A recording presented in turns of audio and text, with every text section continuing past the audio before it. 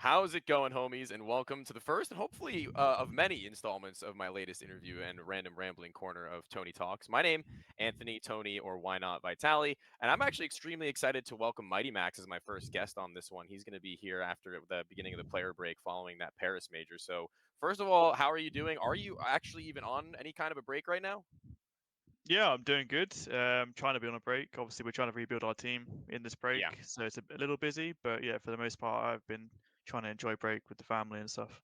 That's always good. I mean, I think that it's kind of underrated having the ability to actually utilize like the break time that they give you, because obviously Mm. that's one of the biggest complaints a lot of the players have nowadays. But even so, I have a question for you that's like not Counter-Strike related at all. I had a couple of people ask me this, and I hope that you'll be familiar. Do you watch like football at all? Not like American football, like actual football.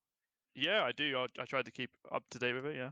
Yeah, so people wanted me to ask you if if you don't get it, I didn't get it when I first heard it either. So I want to know if you could do it on a cold, rainy night in Stoke. Oh yeah, always, always. Okay. All right. Good. Yeah, Yeah. Again, always. I had no idea what that meant. Somebody had to explain that to me, but I thought it was a better time than any. But for those of you who aren't familiar with MiGHTYMAX, he is a Counter Strike player who's been in recent years pretty popular for building up his rosters. He's been playing since the early stages of the middle of 2015, and he grinded his way all the way up now to this international level that he has built in Endpoint. That's been in and out with a bunch of different players, fostering such talents as Crucial, flameZ, mezii, Boros, NertZ, more recently Fester and MHL, and Heavy God, many of which who have been swiftly poached to a higher level for mainly how they looked under you, right? Like that's kudos to you, absolutely. So I want to focus more on you and your philosophies on the game before talking about that, because I'm sure many people have spoken your ear off about rebuilding and rebuilding and rebuilding, right? So that'll come Mm. later. So I want to talk more about the philosophy of a rebuild, right? You've seen it happen so many times in your roster. I want to get your idea of the inevitable having to actually do the rebuilding, right? So more recently, I think teams have gotten into the mentality of actually putting players in positions that fit them, right? Players that actually fit the role that you're looking to get them in, as opposed to just making them as firepower roster mover, picking up a friend. So, with like CS2 around the corner, what aspects of team building do you think are the most important or go overlooked when teams go to rebuild their rosters? Yeah, it's a tricky business rebuilding. It helps to have good support staff around you, which I think I've been blessed with in Endpoint as well. But in terms of finding the players, it's you have to really analyze the team. You know, what are you lacking? Is it an aggressive player? Then it makes no sense to pick up a passive player, right? And you can tell this with the stats nowadays on HLTV. You know, you can check face it for players, you can check FPL. There's a lot of places to look. It's just knowing what you're looking for. That's the most important thing. Because yeah, like no one wants to pick up a passive player and put him in, you know, all the entry positions. It's not going to work out, right? It's really uncomfortable for the player and also for the team. And that's kind of the second part of it. Is I'm a big fan of everyone in the team building towards a game style. So for me, Right. having it helps if they have team experience, of course. But when we pick up these younger talents, I really try and get their opinion on how they want to play and how I can help them play. You know, it's not just my way. This is how we're going to do it, and that's it. You know, it helps to get them involved. And they also learn a lot about themselves and Counter Strike. Yeah, that's a good answer. I feel like a lot of players maybe take offers, maybe jump at them a little bit too quickly, not exactly knowing what they're getting into in that aspect, right? Like maybe even they don't know what they're good at yet, and then sometimes it Mm. just falls into their lap. Where I mean, I may as well take it. So I appreciate. An interview you did back a while, I think you were speaking on the same thing, saying that you actually look for players to fit what you guys need as a team, and you built around yourself and Crucial and Surreal for so long, and it worked. That was the formula that had worked for so very long. So teammates past of yours have also said not only good things about the type of player you are in game, but they also have briefly spoken about how you are as a person, saying how relatively easy you are to get along with in general. So, assuming that's true, and they aren't just saying that with a gun to their head, was it always as easy as a leader and as a captain to maintain that level of personality with your teammates, or would you say it was a trait that you held since like the beginning, or how did that come about? Do you think? No, it definitely wasn't at the beginning. It was never the case that I was an IGL and you know I wanted to build teams and stuff. It just kind of happened quite naturally. You know, there were no real IGLs in the UK, and I wasn't an IGL before Endpoint. Even though it's been my longest team, there've been areas where I was just a rifler. And it was just the Right. case that for Endpoint as a team, they needed someone to step up into that role and say, okay, I'll try it. And ever since then, it's just been my duty. You know, I've just done it. I enjoy it, of course, but it's been ups and downs along the way. A lot of trial and error. I haven't really learned from an IGL to a lot of the other teams, and they have like legends that are still playing, or they're like coaches and stuff, right? So it's a different path, I think. But yeah, of course, I like to think of myself as like a reasonable person. So Right. when I get into teams and everyone's enjoying it and everyone becomes real friends, I enjoy that the most as well, because you're not only playing together in the server, but you're hanging out most days, all the time, right? Even more than family, to be said in tier 1, tier 2 level. Right. So for me, it's really important that everyone gets along, and I try to be a part of that as well. Yeah, and you said it yourself. You haven't really had too many players to learn all too much from, right? Like you've been in IGL for long enough now to where I'm sure a lot of the things you've learned about being a captain have come from within yourself and the process. But you have had a lot of vocal players on your teams, right? You have had other in-game leaders around you. I think, namely, I would say Ime.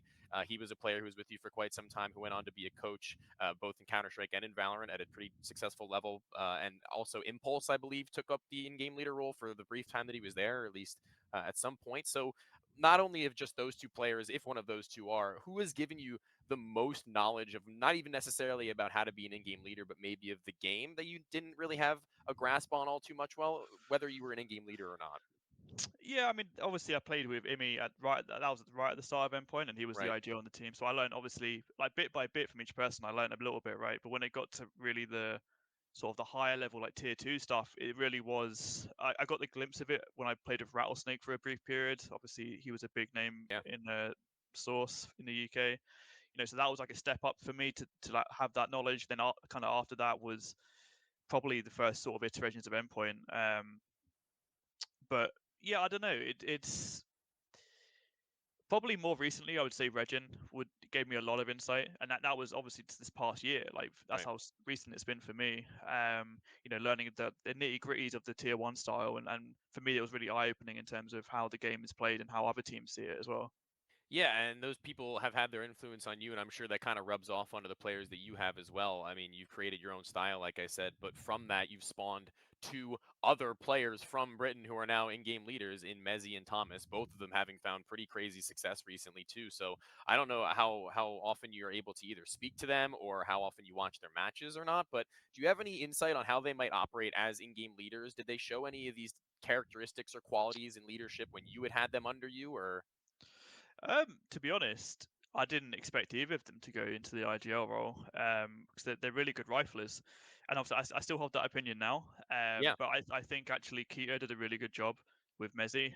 He's another guy actually I learned quite a lot from. Obviously the Fnatic coach, we talk all the time. So yeah, I think there it was. I could see it really working when he joined Fnatic, whereas the ITB one, it felt to me like more like Thomas wanted to do it himself, not, do you know what I mean? Like similar to how I ended up IGLing. But yeah, I wouldn't have said, a year ago or whatever, or when I played with Thomas, that Right. I foresaw it. Like I didn't think that at all. Yeah, and you also mentioned in an interview recently something I was not aware of at all, is that NertZ was an in-game leader over on his Israeli teams, or at least some sort of an in-game leader before he had joined Endpoint. And you mentioned the fact that he's also relatively vocal, right? That he had a lot to say, whether it be in the mid round or wherever it may be along the way, in or outside of the server. So, what was it like having him? Because as far as I'm aware, he is one of the only previous in-game leaders who wasn't in-game leading under you when he joined. Yeah, so I only got told that by I think it was flameZ who told me, but I don't know how big his IGL responsibility was. But yeah, when he joined Endpoint, it was really my first goal was to get him to be, what people call a secondary leader in the team, to be the guy that takes map control, is not afraid to make a call, and takes some initiative. And I think he really flourished under those conditions. I mean, he absolutely did. I mean, he did more than enough to at least get the eye of another team, and now you can see he's doing phenomenally well. I was actually there at Dallas. That was electric to watch, I have to say, in the stadium. It was really impressive. But even so, he's not like the only player to have gotten scooped recently. I think it's just almost happenstance that we get this interview right after all the shuffles begin. You guys just lost MHL. He joins Falcons now, and I thought it was kind of interesting to see that player go from not only a regional team in Poland to the international scene, the academy teams, and then back to Endpoint and now there. I want to know what you think about him as a player and a person with the time that you had spent together, because you had to fit him into your plan more than anyone else, I think, at least in previous history, having watched you guys, because Crucial was a pretty integral part of the system you guys had built.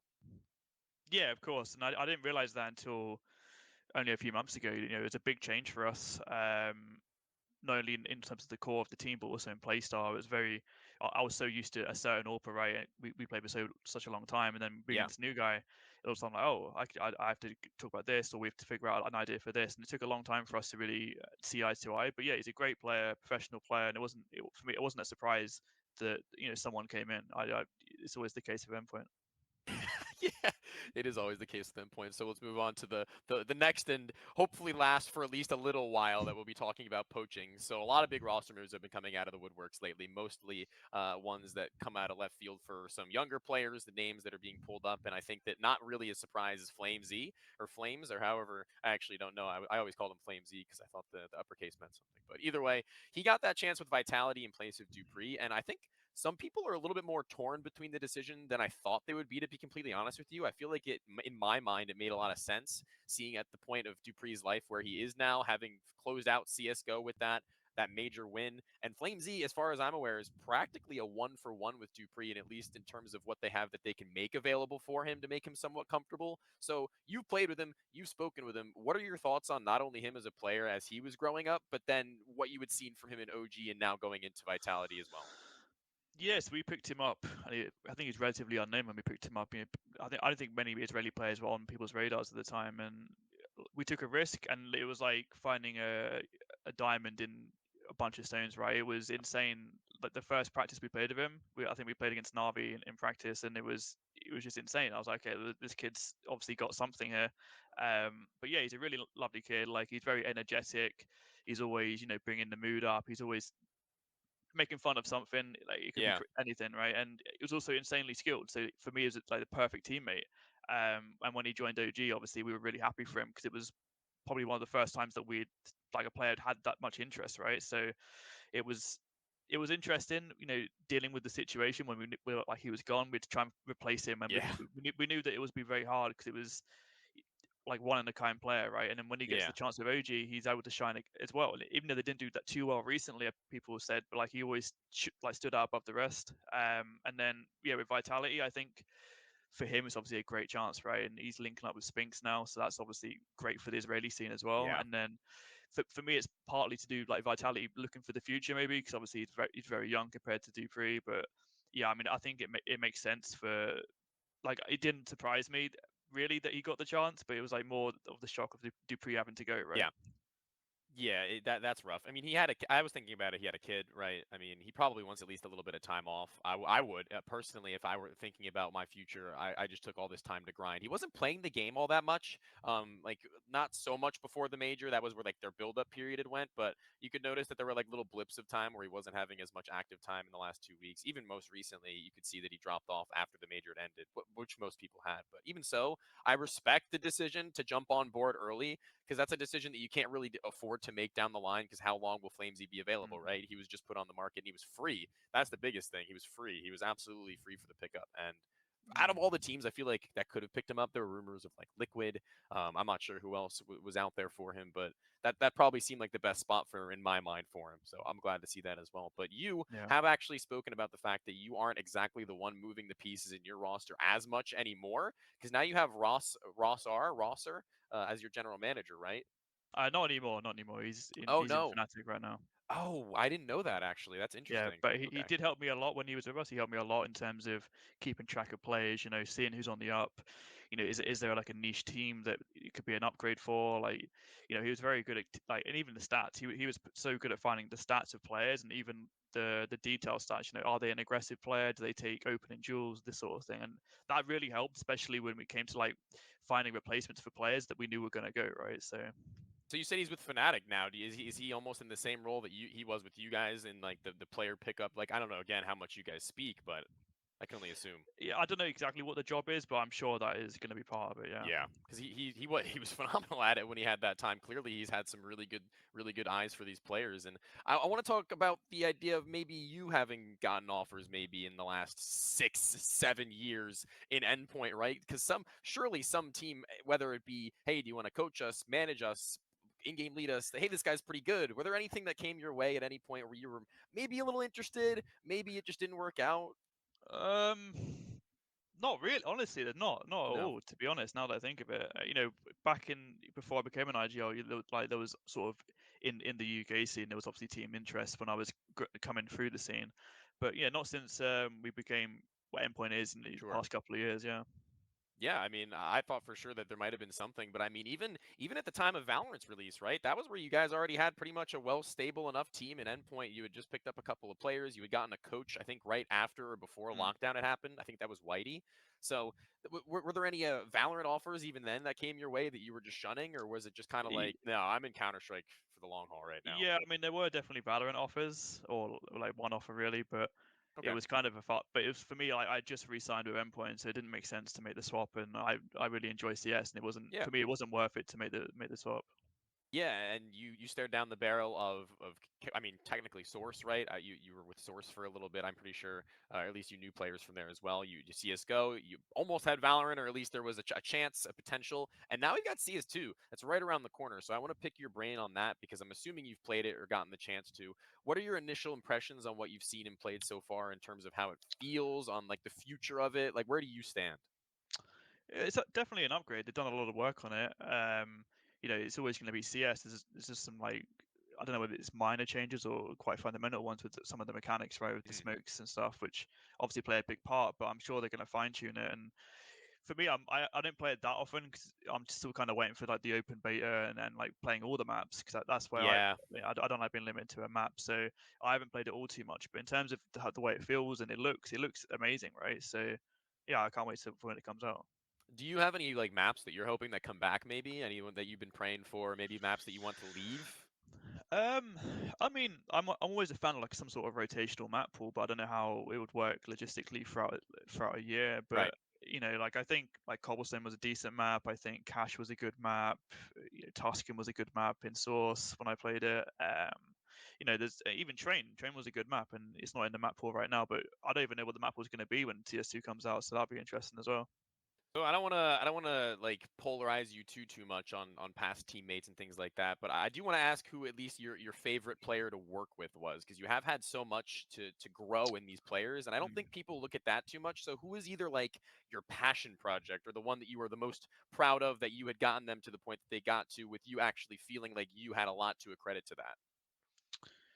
I think all the players I played with to a degree when they move Sure. on, right, you have that like sense of pride and whatnot. But I think the best teammate I played with, I mean, it's really hard to pick between, but Yeah. I would say when we had mezii for the short period, he was like I couldn't believe how he was as a person, how he was in game, right? And obviously even now in Fnatic and whatnot, it was like he's playing really well, right? And then the other one would be flameZ, like because he was just so young and it was like his first team and all like the energy, the positivity and stuff like that was really nice to play with.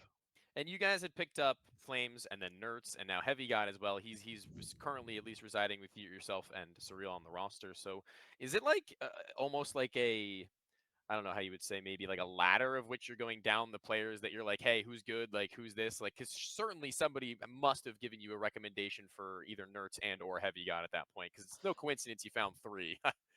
No, yeah, I think it's fairly well known. All the Israeli players know each other, so Yeah. when it's kind of started when we picked up flameZ, when he went, it was like, okay, do you know anyone that is good? And he's like, oh yeah, yeah, like NertZ is really good, Spinks is really good.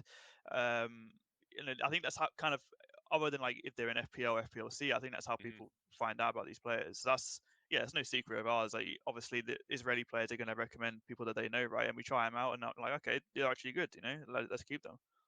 You guys had spent so much time with Crucial, and I brought that up earlier. He'd been with you not for the whole time, but since 2016, in and out of endpoint rosters and otherwise. You were in a couple of other mixes as well before you had finalized yourselves as a core. So he was such a big part of you for so long. How long did it take to build up that sort of a relationship where he became a part of your quote unquote core? Was it something that was almost instantaneous, or was it something that was built up over years, or something you only figured out after X amount of roster moves following? I don't know. I think I played with Joey probably the most out of anyone in Endpoint because I was with him in brief teams before Endpoint. So I think we were just close friends. And Hmm. then when we came into Endpoint, he was like the only person I really knew. Because I Okay. think when I first joined, it was Surreal, Crucial, Robin, and Thomas. I think it was, and then I was the fifth, I think. And then yeah, so I knew Thomas and obviously Cyril because of the UK scene, but I didn't know them too well. Whereas I knew Joe Crucial way more. And then when we made that team, we had a close connection, and then it felt like the core was there. Even a couple months in. Yeah, and the last of like the players that I'd like to talk to you about in terms of like since the last time I had seen a good enough interview from you was Kjaerbye. Kjaerbye was there for all of Mm. 4, almost 5 months, I think. There at the end of 2022, he had departed from you guys, and that seemed like a move that I wasn't entirely shocked about. Right, I think it made sense on paper to see him in that roster if he were to make a comeback. I didn't see him jumping all too much higher. He would have been back in like the regional Danish team, which he'd already tried. So what was it like being with him for those 4 or 5 months? Was he maybe finding himself not to be ready enough at that point? Maybe that you had options that you were looking towards, or was the role fit just not exactly what you guys had hoped? Um, I was surprised we could pull it off.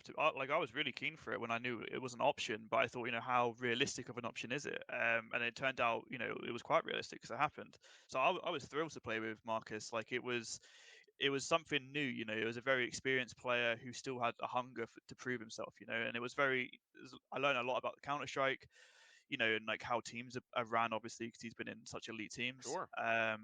And yeah, his presence on the team it was good. It was really nice presence. It was discipline and stuff like this. So it was a really fun time to play with him. But yeah, I think he doubted himself when he came back. But when he was on the server, he more than proved himself, in my opinion. Yeah, I mean, to be completely honest with you, also, for the time that he was there, you guys were playing some pretty heavy hitting teams, relatively speaking. I mean, for that 5 months, he had played against teams like NIP, Navi, Vitality, Spirit, at like some of their peaks, even like the building of the Monty roster, a very strong Sinners. Like, these are so many team names Hmm. that he can't really beat himself up over. But sure, I mean, he knows the player that he can be, perhaps. I guess that's something that feeds into that. And he's still technically active. He's still, I guess, not entirely retired. He hasn't made any sort of a public announcement about that. So I personally hope that he does come back because I thought he was really skilled. But moving away from the players and almost closing out this interview, I want to talk about like a really breaking news topic that I had to add actually as early as today.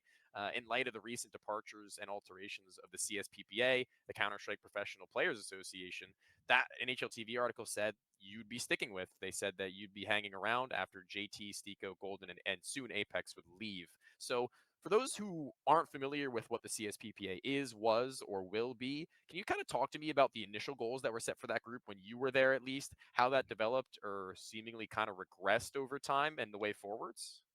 Yeah, I can try my best. Sure, I obviously a lot of the when I first joined, it was a lot of tier one players on the board, and it was obviously the interest of tier one teams. That's what people felt, right? So I was kind of brought in as like a tier two representative to try and make sure. agreements with TOs and CSPPA happen, to make sure that it wasn't just tier one tournaments getting looked at, right? So that was kind of my reasoning for joining. But obviously since then, it's kind of you see in the news articles, right? So there's not too much I can comment on right now. But yeah, what I said on to the journalists that made it was that there are plans to relaunch. So hopefully we can do that. Yeah, that's about as good as it can get. I mean, obviously, there's still a lot of moving pieces going on there. If the rebuild is coming, which I assume it is, you mentioned that Chris J also had just been moved into the interim manager role, I believe, for the CSPPA, something along those lines. So you do have at least a foundation to work off of, a springboard of sorts. So being able to pull that together will be really nice. So I want to close this one out with a little bit more of a fun question. Obviously, as an in-game leader, I'm sure you have your thoughts on certain roster moves and changes, and this is a crazy season for them. It's just coming out of the woodworks, left, right, and center. So can you tell me some of your favorite, or at least the ones that you think will pan out the best, and maybe ones that you're raising an eyebrow a little bit to? I think there's a lot of shocking ones. So there's Yeah, a lot, yeah, there's a lot that you raise your eyebrow. You think that's like if it's interesting, or you're thinking how has that happened? You're sure. thinking for example, the liquid one. I did not expect that whatsoever. But obviously, they got some thought behind it. But obviously, they wouldn't have done it right. Um, my favorite one is probably flameZ to Vitality, because obviously he's an old teammate of mine, and I'm really happy for him to get that opportunity to play on one of the best teams in the world, right? It's a really massive chance for him to prove Absolutely. himself, even further than he already has. Um, yeah, I mean, the rest are like raising eyebrows. You're thinking like, how has this happened? Yeah. What's happening with Navi, for example, right? There's still Oh, yeah. rumors. It's like teams going international and stuff like this. You're thinking, okay, well, the international CS seems to be where it is, right? So yeah. Yeah, I think about it the same way. A lot of these teams going international is one thing, and then even the teams that are international seem to have a lot of figuring out. I mean, you look at OG, for example, like that's one where I feel like maybe it's like a test period or like closer to a trial than a finalization of a roster to come through.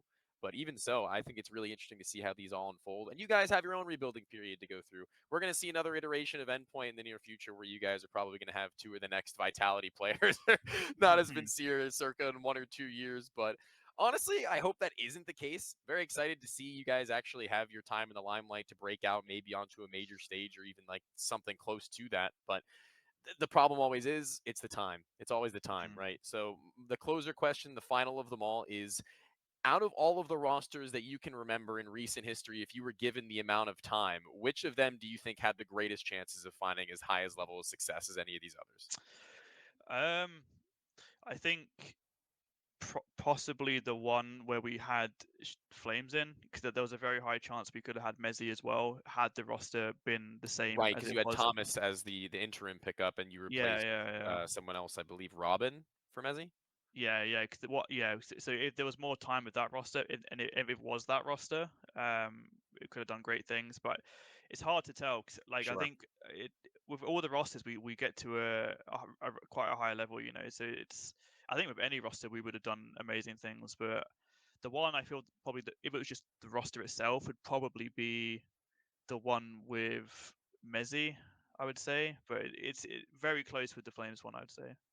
Yeah, I completely agree. I saw the timing of that. It seemed like it was really, really close to where you guys had almost locked down mezii too after he became free. That would have been really interesting, actually. But I guess that's just sometimes how the cookie crumbles. But even so, again, I'm really excited to see what you guys come up with, what you conjure up over on the drawing board for the next season. And again, thank you for joining me so much, man. I appreciate it.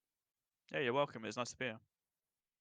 Since the recording of this video, Endpoint have signed 18-year-old Hungarian AWP player formerly of MOUZ NXT Slend, as well as the 19-year-old Diamond in the Rough British superstar rifler Azuwu. And while Azuwu has hit the ground running, the same can't exactly be said for Slend. He's had a little bit of an adjustment period, and knowing just how much this team had built around the styles of both Crucial and MHL previously, it should only be a matter of time before they figure out how they want to go about things and how they want to structure themselves moving forward to regain themselves as a solid Tier 2 competitor. Guys, thank you so much for watching this video. Thanks for sticking around. I really appreciate everything you guys have given me in terms of support. And if you do want to see more of this, if you have any suggestions, leave a like, comment down below, whatever it may be, and I'll be sure to get back to you and read it as soon as I can. But again, thank you guys so much. And until next time, I will talk to you later, homies.